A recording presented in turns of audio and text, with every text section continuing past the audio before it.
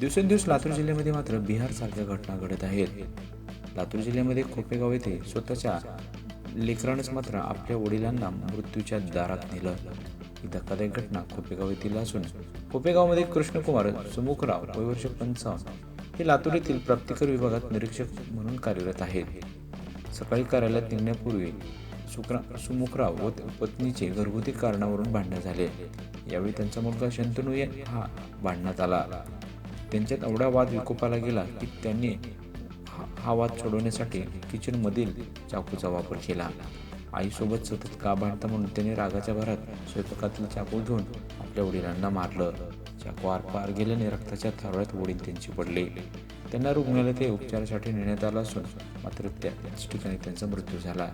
पोलिसांनी शंतनू सुमुखरावला अटक केली असून ग्रामीण पोलीस ठाण्यामध्ये त्याच्या विरुद्ध गुन्हा नोंद करण्यात आला आहे.